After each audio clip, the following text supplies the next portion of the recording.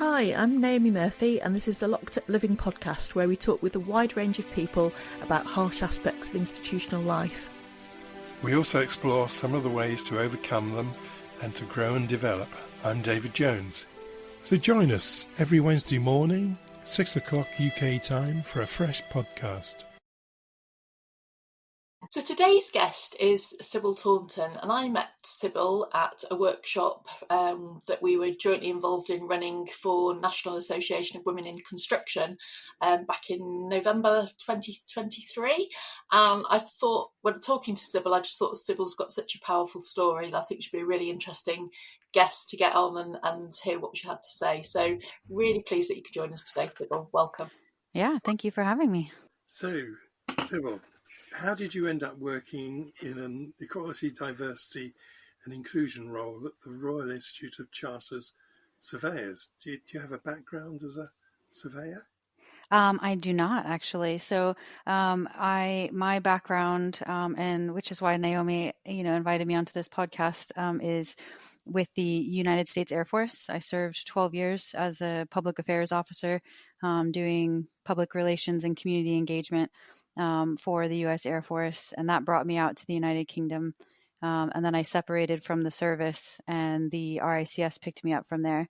So I started in a global communications role, but then the organization, they developed a head of diversity, equity, and inclusion role, and that's something I've done for many years, side of desk, like many people in this line of work have done. And when I saw that role advertised, I decided to throw my hat in the ring for it, because when I was doing communications, there were things that filled my cup up and there were things that drained me, and some of this more like corporate communication stuff was quite draining, and getting to do campaigns around diversity and inclusion and other things was what was filling my cup up. So I decided I should really focus on a career path that's going to fill my cup up every day, even though it's hard work and it's challenging. And so that's how I ended up in this space.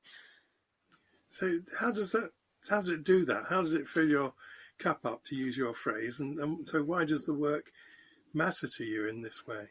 I think because of my personal experiences, I think a lot of that is really important in this line of work, to have personal lived experience that kind of fuels you, but it's not an absolute requirement, but I think it is valuable. So for me, having served in the U.S. military under the Don't Ask, Don't Tell policy, when I am part of the LGBTQ community, and having to experience what that's like, of being told, it can't be who I am or my career's over.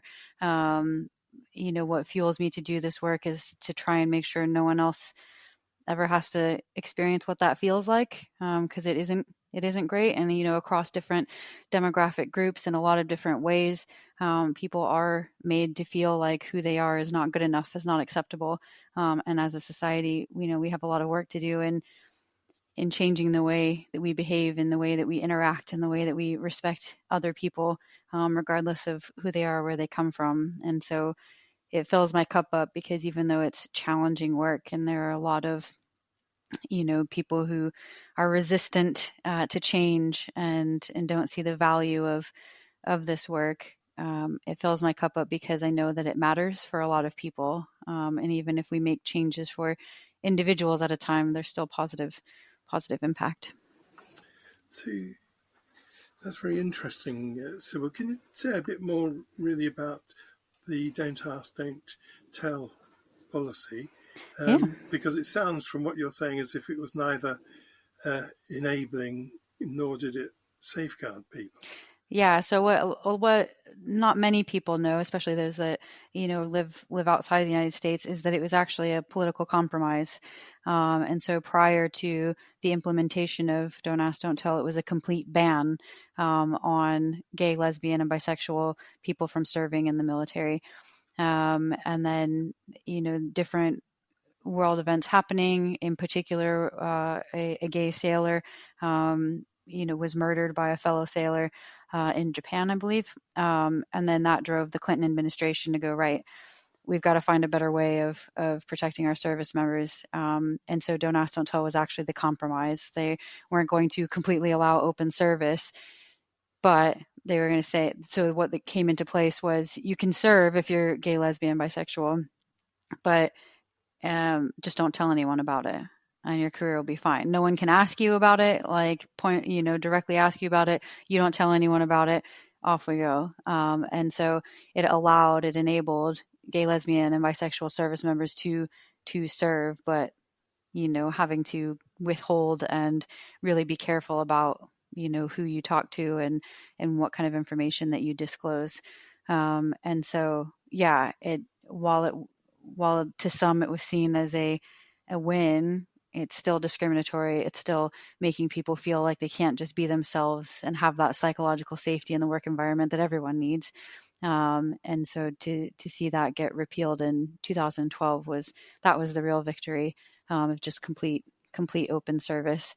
Our trans brothers and sisters, were and non-binary friends were obviously that's a different conversation, and that was a different kind of a battle in a way, political battle.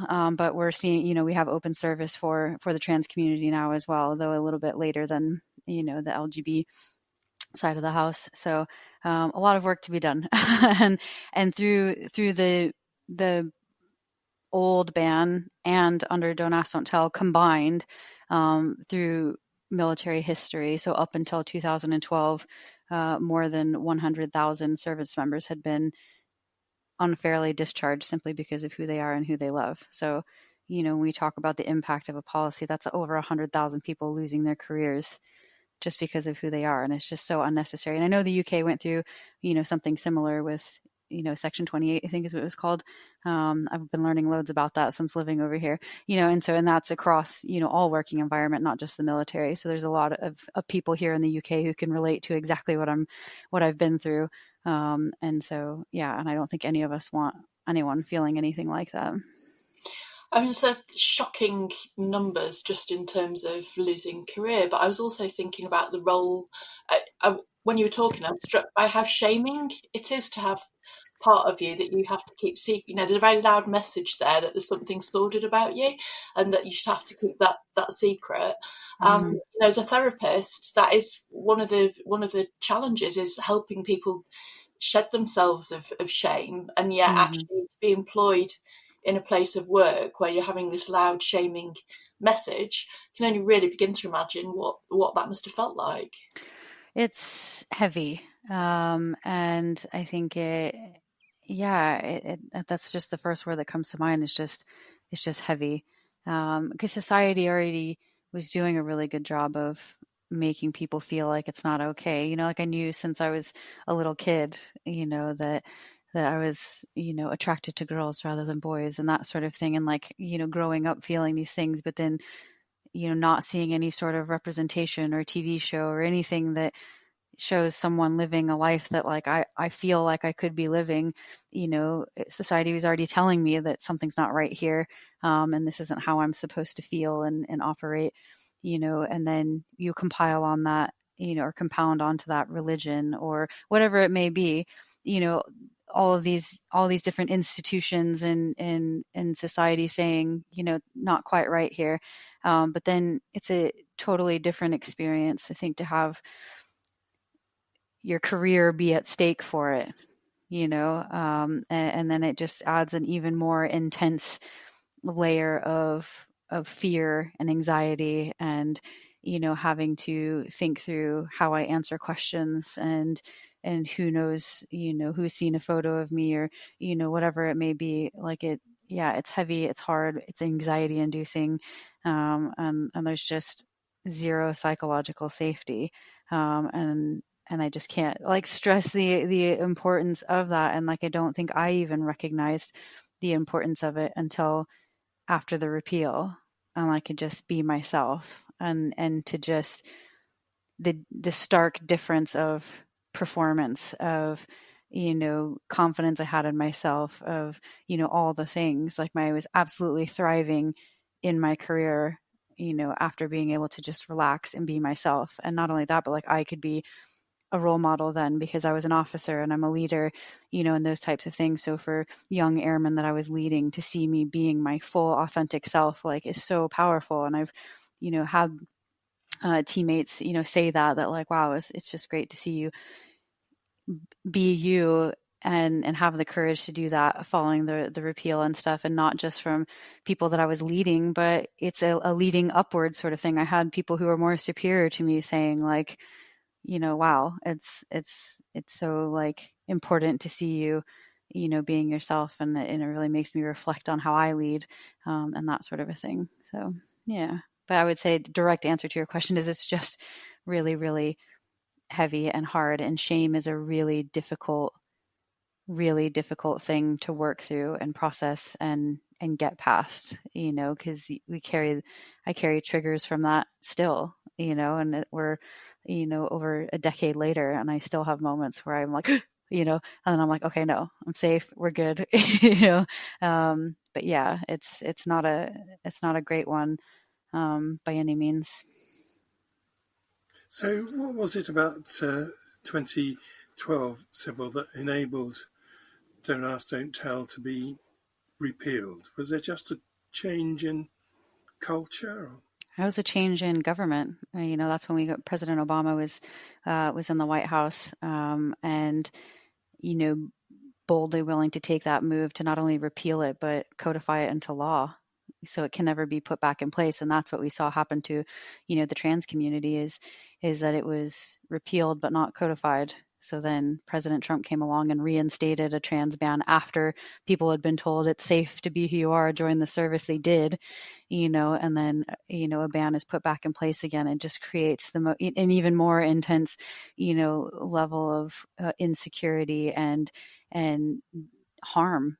And so then when President Biden came in and then repealed it once again, that was the big ask, is like codify this into law. So we stop doing these back and forths, based on political whims, because it's so harmful and dangerous when that happens. Yes, although I suppose Roe versus Wade, the example of Roe versus Wade indicates that nothing is truly safe. Yeah, exactly.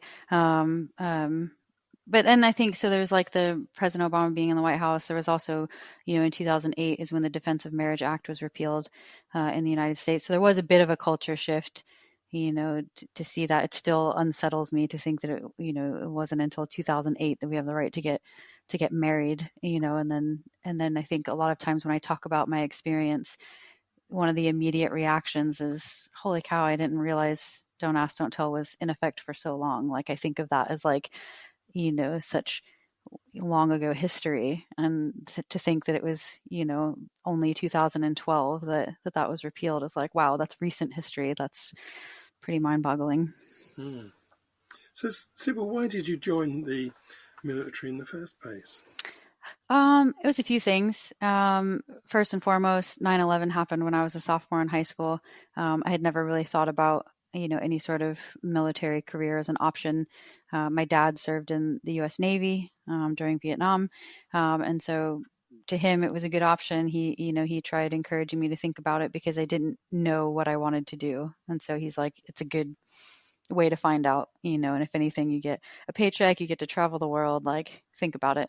And so I did, but it wasn't until really looking at universities and that sort of thing, I ended up picking a military school to go to university. And I could not, like, my families are right. I wouldn't say we're from a really low socioeconomic background, but like, I couldn't realistically afford university without help. And so the Air Force was great and offered me a scholarship my sophomore year, and said they'll pay for the rest of the way if I keep, performing the way that I was. And so, yeah, ended up committing to the Air Force because of the financial help through university. And I guess when you joined up, you weren't really able to be aware of what a strain it was going to be. I didn't. I got a little bit of a heads up because university was, my first exposure to it. I could have lost my scholarship if someone reported me. So, usually university is your time where you're like exploring yourself and figuring it out. And I couldn't do that because if people found out and decided to tell the Air Force, they would have pulled my scholarship and my commission, and I would have been out of a career, and a degree, and so it was quite stressful even in the university level, to just be myself. And it was terrifying if there was like rumor mill going, or, and I hear my name in it and it's like, oh my gosh, and then just waiting for that call or that letter, or, whatever, that someone's going to tell me that it's all over. So I kind of already had a heads up of what I was getting into, just being in the university environment. And it honestly, it got me to the point where my senior year before commissioning, I had, massive second guessing of, is this what I want to do? Like, oh my gosh, this has been absolutely miserable just being in university, being terrified of this. And now I'm setting myself up for a career in it. And so I had massive second guesses, and was, exploring options to like, how do I repay the scholarship money that they gave me and not commission, and those types of things. I ended up, sticking with it and having my career. But even that was like, I was planning just to do my 4 years that I owed them and be done. Like, I can make it 4 years. I can do anything for 4 years. That's short term, drop in the bucket. Like, let's just get it done. But then obviously I ended up doing 12 because the repeal happened. So I got to experience life before and after the repeal, and I'm glad I stuck it out. How much more difficult did it make it to do it's already a stressful job, isn't it, being in the military? Mm-hmm. How much more difficult did it make it? Did it heighten your sense of danger when you were in physically dangerous situations? I don't know that it heightened my sense of danger. I think what it did, so I can answer this in different ways. So just from a pure starting my career perspective, I pride myself on learning and developing as a leader. That was something that was really appealing about the military anyway, is that regardless of what career path you end up in, what they're going to do is develop you as a leader.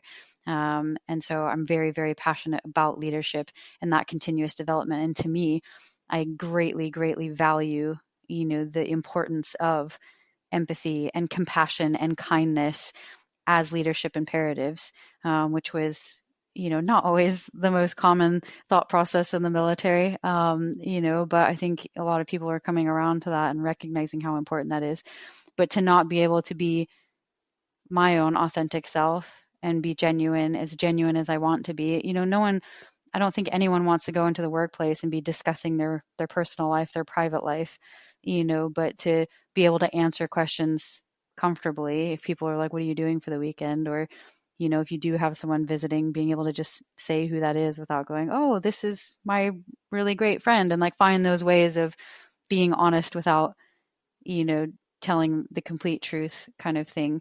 So like I was uncomfortable with that I couldn't just be my authentic self to then enable my airmen to be their authentic selves and just be comfortable and confident in exactly who they are, and thrive in the workplace. And then there was that piece of it that put me at odds with our values as an institution, is integrity first, service before self, and excellence in all we do. They're telling me integrity, always have integrity, but then I have to like navigate how to be honest with people without, and so like that's not a position we should ever put anyone in. But yeah, to the second part of that question, in terms of being in dangerous environments, it really hit home for me when I was deployed in 2010 in Afghanistan. I spent, 9 months there. And so to be in that sort of an environment, it really started getting to me more than it did just at my home station in the States, doing that sort of thing, because that's more in community engagement, the fun stuff, showing people how cool the Air Force is and that sort of thing. But like in a combat environment, then I'm in this position where I'm like, wow, like I am here and expected to put my life on the line for a country that's telling me that it's not even okay to be who I am, and that really was kind of it sounds dramatic to say like existential crisis moment, but it was kind of like a, whoa, what am I doing? Like willing to give it all, but I can't even be all that I am, and then to think like, gosh, what if something does happen and I am killed in action? I will have never experienced what it feels like to just live openly as myself, and my partner is not allowed to be my next of kin. Like, thank God my parents had a good relationship with her. I think about all of my other, brothers and sisters in arms, and like don't always have the best relationships with their immediate family. They have their chosen family, and their chosen family can't be their next of kin. And then it just like made me think through all of these things where I'm like, gosh, like we're so willing to be there for our country when our country is not willing to be there for us in the same way. And that's a really uncomfortable dynamic to have, like in a work environment and a friendship and a, romantic relationship. Like it needs to be mutual. And so I think that was where it really hit home for me that like, this isn't for me. I need to get out of this.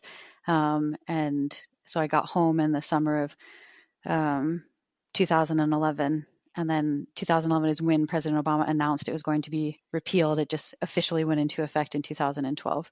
And so, yeah, I held on a bit longer for that. But in that deployed environment, it's already stressful, anxiety inducing. And then to have all of those thoughts on top of it, it's like, I shouldn't have to be thinking about all of these things.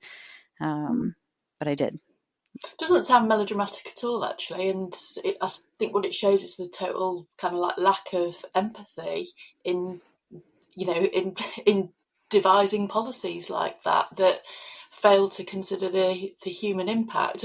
I was also thinking, even from a security point of view, it doesn't make sense, because actually, if you're keeping a secret, then there is something that can be used to leverage as power against you. In the prison service, we used to say to officers, if you make a mistake, you need to own up to your mistake. You can't afford to have a prisoner knowing something about your mistake, because that's potentially blackmail material. And the higher you go in the forces, if you're having to keep a big secret like that about yourself, you're really creating opportunities that leave you quite vulnerable, aren't you? Not just you, but the whole force. Yep. So after you left, you worked for the Modern Military Association of the USA. What was the purpose of this organisation? Yeah, so it was Modern Military Association of America, and that was set up as, it was actually a like convergence of a few nonprofits that came together, but the sole focus that the organization has been getting after is, one, advocacy, really fighting hard for the repeal of Don't Ask, Don't Tell, fighting really hard for the repeal of the trans LGBTQ plus service members and their families and veterans. But the core mission of the organization is, putting funding behind getting all of those dishonorable discharges overturned from service members who are discharged because of, under Don't Ask, Don't Tell and the prior, full ban on service. And why that's significant is because a dishonorable discharge basically screws over anyone's opportunity of employment out of the military. So they not only say you're not good enough as who you are to serve in the military, but we're going to make sure employers elsewhere outside of the military know that you're no good and you don't deserve employment as well. And so it's just long-term detrimental impact to these service members, and it's heartbreaking. And so telling their stories, we did a lot of sharing people's stories for the 10-year anniversary of the repeal a couple of years ago, and it's just like heart-wrenching, like to hear people or gave everything. They loved serving, they felt that call to service and duty for their country, but they were kicked to the curb and then struggled to find employment. Some ended up homeless, all these things because there's no means of supporting themselves. And then we get into arenas of addiction and whatever else, because the country and the country as a whole has basically turned their backs on them. And so our mission was, making sure we advocate for those rights, get these dishonorable discharges overturned, support people back into employment, those kinds of things. And just, general awareness of how messed up the policy really was, and the fact that we need to acknowledge that. And like you said, own the mistakes of the past as a country, and recognize, the work that we have to do to make things better. I think we're still reckoning with the past on civil rights movement and those kinds of things in the US. And I know, some of that's here in the UK as well. But I think, the more people are aware of those dark histories, I think the more we can make sure we don't repeat them. Yeah, it's really moving to hear you talk about it, actually, Sybil. Just hear the sadness as you talk about, human beings' lives, aren't there? A lot of people who've been affected by that. Which brings us, I suppose, to the next question, which since its inception in 1776, America's been at war for 225 of the 243 years of its existence.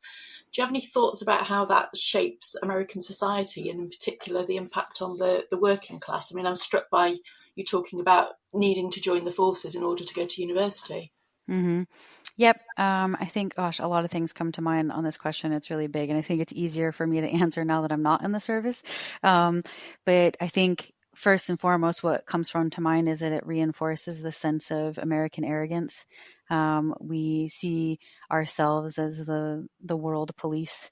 It's on us to call out people's behaviors and make sure people are in line, and value democracy and all these other things. And and I experienced that firsthand in Afghanistan, trying to force democracy on a tribal culture. Why? It's like, kind of different things like that, where it makes you question, like, what are we getting after? We did a lot of really positive things. Like, I was on a provincial reconstruction team, and we were building schools and clinics and, teaching women and girls how to raise chickens. And, and we got over 3 million Afghan girls into schools during the, 12 years that provincial reconstruction teams were happening. So there were some positives, but at the same time, forcing these Western ideals, in cultures that, is it necessary? I don't know. And so, but I think, yeah, it reinforces the fact that we've been at war for so long in so many different places, that sense of American arrogance, that it's on us to correct people's behaviors and keep everyone in line. But also, wars are expensive, and so when our country is investing so many millions and millions and trillions into overseas conflict, that money is not being invested within the country and improving things. And so, yeah, then we have very, big gaps in income, and when there aren't a lot of options, I think the military ends up getting populated by, people who need that financial support, to get a leg up. And why is that the only option for socioeconomic support, in a career and a future? Like, there should be, money invested elsewhere to get, young people who need that, sort of equity into the education system, or make education more affordable in general, rather than it being, a capitalist market as well, like other things. So I think it's tough. This is such a huge question. There are a lot of reasons why that's problematic, that we've spent a good part of our history in conflict. Well, it is. I think I read as well, it might even be every single senator, but it was certainly like almost every senator has got investments in munitions in America. And so cynically, you have to think there's something in it for the political class to be at war with other countries, isn't there? Because they financially, they themselves personally benefit from that. Yeah, and that's not something, that us as your average service member were ever like purview to. We're given our mission brief. This is what we're doing. This is why. And then we go, all right, off we go. Let's, because we believe in the work that we do. But I mean, that was an issue, a really big struggle. I was deployed for a second time. Election was happening, and I went, the next election was happening, and I went to bed with experts saying it was a 96% chance Hillary was going to win. So then I'm like, all right, we're good. And then I woke up the next morning and was like, what happened overnight? Like, what happened? And so again, that crisis point of like, I'm wearing this uniform and I'm like, goodness, Donald Trump is now my commander in chief, and it puts me at odds with my values, because of, outward behaviors, statements that are made, open press, those kinds of things. And I go, gosh, like, that's the leader of the free world. Again, the American arrogance that there's a lot of other free, world countries, but we call, we own that title too often. But yeah, there was another one of those, like, goodness, like, I don't know if I can continue serving and wearing this uniform with a leader that does not align with my values. And that's so important, because I think every employee in every organization will feel that in some way or another. If the leader of their organization, that's an extreme example of the president of the United States and a service member, but like, that's important in any organization. If the people that are charged with leading it and looking after your well-being are not role modeling and exemplifying, stellar behavior, positive values, then it makes people question whether or not they should be there and if this is a place they belong. And it's something I think for a lot of leaders to stew on. Thank you. And how did your experience of being in the military shape your approach to how you perform your current role? I think it shaped the fact that, because I hit on this a little bit at the beginning, like the more so than anything, regardless of career path, the military is charged with developing us as leaders. I was constantly getting faced with leadership development and courses and, all the things, and getting different personality assessments to determine what kind of leader I am and areas I need to work on, and that sort of thing. And so I think it's developed me into a very solid, confident, but most importantly, self-aware leader. And through my experiences, I've served with, for, a number of variety of leaders, and I've seen what great looks like, and I've seen what awful looks like, and I've decided which side of that house I would like to be on and stay in, and that sort of thing. And so I've definitely carried that through in this line of work, especially of trying to encourage other leaders. That's my passion thing to talk about. And any speaking engagement I'm invited to talk about, inclusive leadership is the one I zero in on, because it's the leaders that shape the cultures. It's the leaders who reinforce the cultures, hold people accountable when they aren't aligning with the desired, expected culture of the organization. So if they're not getting it right from the top, then who is, and so I think I bring it into the workplace every single day and try and encourage and inspire leaders to really recognize their role in this conversation. It's not people from marginalized backgrounds that are going to change society and organizational cultures. It's leadership. So I'll get on a soapbox for days on this, so I'll just I'll wrap it there. But yeah. So, well, I'll take you back a bit, Sybil, because like Naomi, I was very affected really by your description of life in Afghanistan and the kinds of thought processes and realizations that you went through. It reminded me a bit of hearing some Vietnam War vets talking about similar things, particularly black vets who suddenly thought, what am I doing in this country fighting somebody I don't have any quarrel with when things aren't all good back home, and how problematic it is having these tranches, these groups of people in minority situations who are persecuted in different ways. And of course, it's a battle that never ends. It's a battle of attrition rather than a one-off. Yeah. Anyway, absolutely. Sorry. No, I mean, that's a great point. I mean, that goes even back to and I think it's reflected there, and it's something I'm really proud to see, a lot of different movies coming out and television shows coming out, really celebrating, Tuskegee Airmen and in different groups. Yeah. Marginalized groups, dating all the way back to the world wars and stuff. If you have people from marginalized groups who are told they are less than human, they don't deserve what, the white population do, and yet they're still willing to join the fight, show that patriotism for the country that they come from and that sort of thing. And why did that not push and inspire more people to take pause and reflect on that sooner? Was it because their story wasn't told widely enough? And now we're getting exposed to those stories, and now it makes us reflect on those things. I don't know, but there's so many examples of people just wanting to show that I'm also human. I'm also deserving of these opportunities. I'm also deserving of the same recognition. And yeah, I already said opportunity, but just to be. And why do we have to prove that and work so hard to prove that?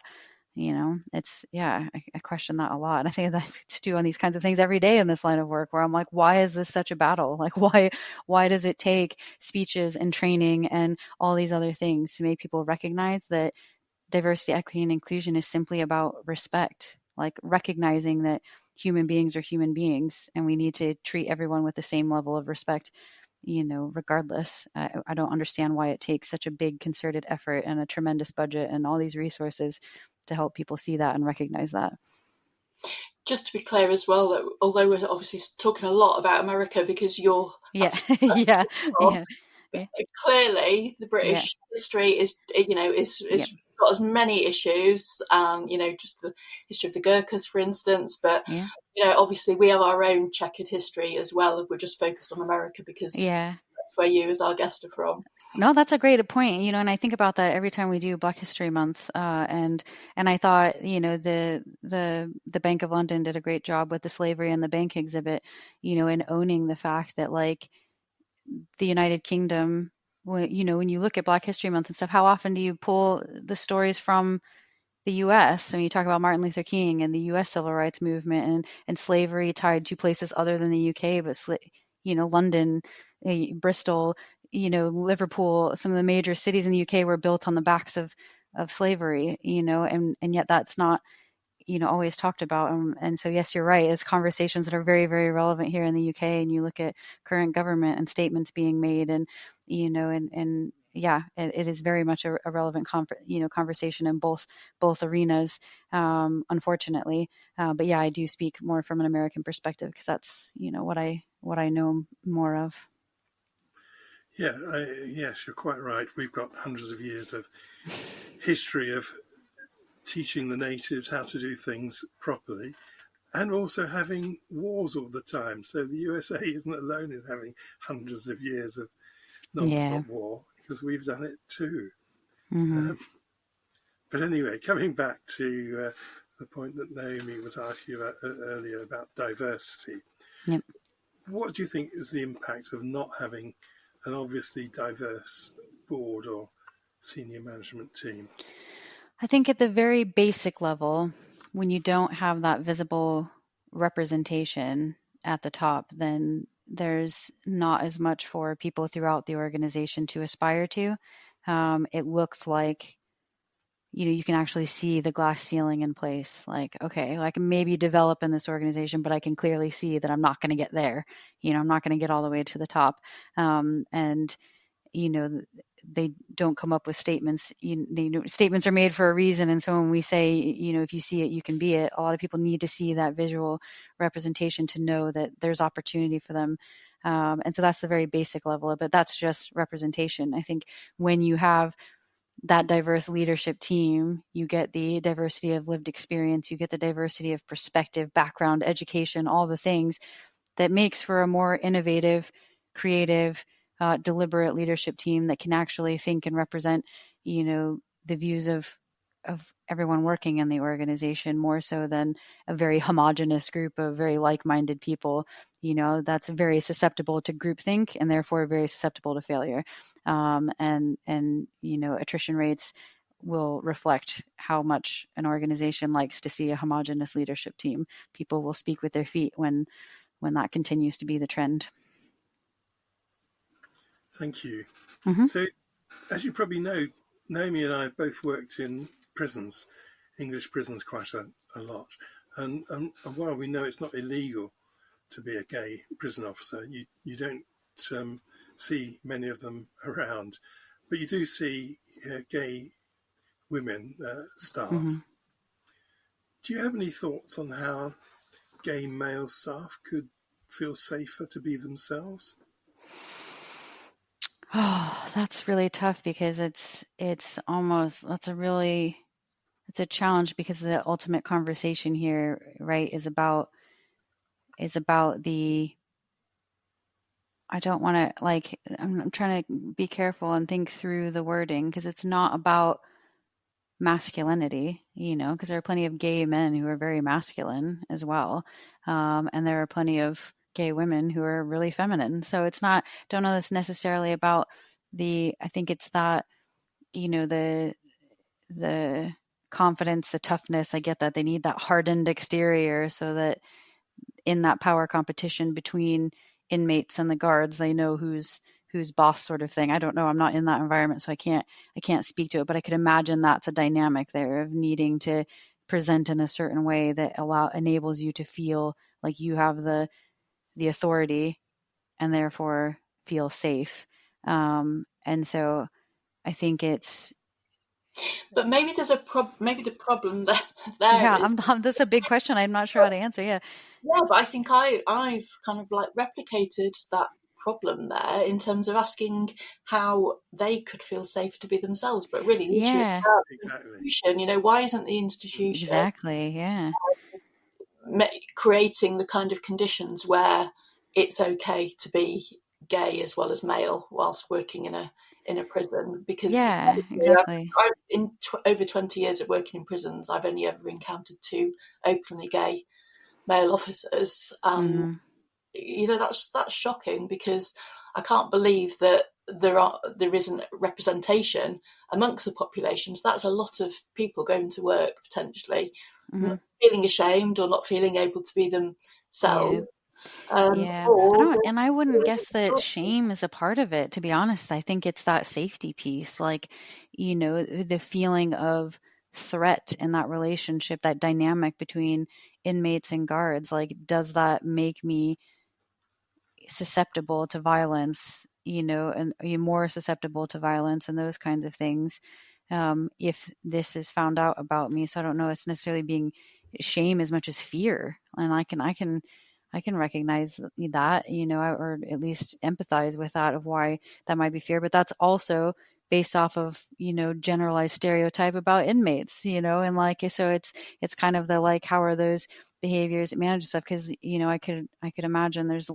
the majority of inmates are not, violent, and are not interested in creating a threat environment there just because a guard is being themselves. But, I if we're, a lot of times our behaviors are shaped by assumptions, which are driven by stereotypes, which are, but yeah, I would think fear more than shame would be at play there, but that's an assumption on my part. no, but I think it is interesting because the unit that I worked in it was a psychologically minded, supportive unit, and Mm-hmm. actually often felt like the prisoners were actually quite comfortable with people having more fluid sexuality. Mm, You know, that's not to say there was never any homophobia, but I don't think it was necessarily always driven by just homophobia. There were often other factors there. There was often an acceptance mm-hmm. of of people's sexual orientation without it being a massive issue. Yeah. So I would love to know. I'm a data nerd and I love research, and I think it would be really interesting, a line of research to understand if the value of representation amongst prison guards is important and of value to inmates. To know that there are guards, with a variety of experiences and backgrounds or whatever, so there's at least someone they feel like they can relate to, and therefore create psychological safety for the inmates, seeing themselves represented in that population, and it's not just a particular class or demographic group in that us versus them dynamic. I would imagine there's value in that sort of representation, just like any other representation.